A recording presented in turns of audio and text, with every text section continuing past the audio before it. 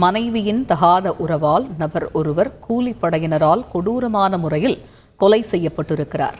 வெளிநாட்டில் வசிக்கும் தகாத உறவு காதலனை பிடிக்க போலீசார் இந்திய தூதரகத்தை நாடியிருக்கும் நிலையில் இதன் முழு பின்னணியையும் விவரிக்கிறது இந்த செய்தி தொகுப்பு.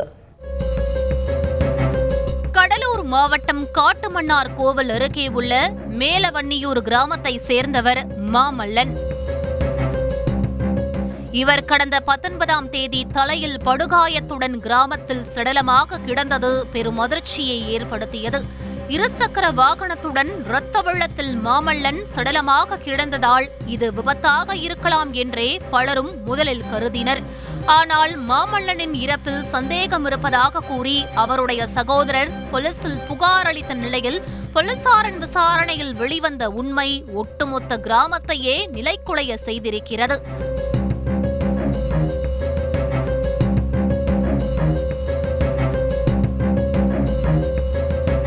சடலமாக கிடந்த மாமல்லனின் மனைவி நாகலட்சுமி இவர்களுக்கு திருமணமாகி 17 ஆண்டுகள் ஆகிவிட்ட நிலையில் அண்மையில் வன்னியூரை விட்டே வெளியேறி மனைவியுடன் சிதம்பரத்தில் செட்டில் ஆகி இருக்கிறார் மாமல்லன்.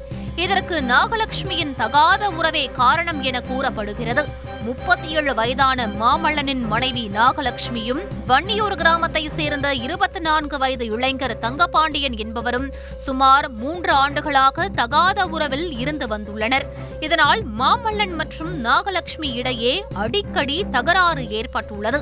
இதற்கிடையே இளைஞர் தங்கபாண்டியனும் வெளிநாட்டு வேலை கிடைத்து குவைத் புறப்பட்டு சென்றிருக்கிறார்.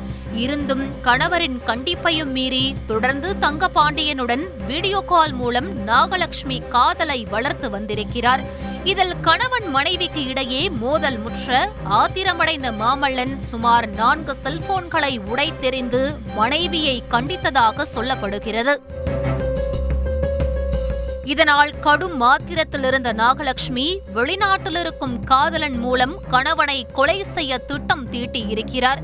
தொடர்ந்து நண்பர்களை ஏவி மாமல்லனின் தலையில் இரும்பு கம்பியால் அடித்துக் கொன்று அந்த திட்டத்தை தங்கபாண்டியன் செயல்படுத்தியது வெளிச்சத்திற்கு வந்தது. பின் விபத்தில் அவர் உயிரிழந்தது போல் செட்டப் செய்து தப்பிக்க முயன்றதும் போலீசார் விசாரணையில் அம்பலமாகி இருப்பது பெரும் அதிர்ச்சியை ஏற்படுத்தியுள்ளது. மனுஷன் அந்த மாரி சங்கடப்படுறோம். நாங்கள் அந்த தெரு இருந்தால் கூட அவன் இறந்து போகிறது ரொம்ப சங்கடமாக நினைக்கிறோம். எங்கள் வீட்டில் ஒருத்தர் இறந்தால் என்ன கஷ்டம் இருக்கோ அதையே நினைக்கிறோம். அந்தமாரி நல்ல பையனை இதுமாரி கிடைக்க மாட்டோம். அந்த மாதிரி பையன் நல்ல குணம் படைத்த பையன். இதனைத் தொடர்ந்து மாமல்லனின் மனைவி நாகலட்சுமி, தங்கபாண்டியனின் நண்பர் இளவேந்தன் மற்றும் ஆந்திராவில் சட்ட கல்லூரியில் படித்து வரும் ராஜகுரு என்ற மாணவரை காவல்துறையினர் கைது செய்துள்ளனர். வெளிநாட்டில் இருக்கும் தங்கபாண்டியனை கைது செய்ய இந்திய தூதரகத்தின் வழியாக போலீசார் தீவிரம் காட்டி வருவதும் குறிப்பிடத்தக்கது.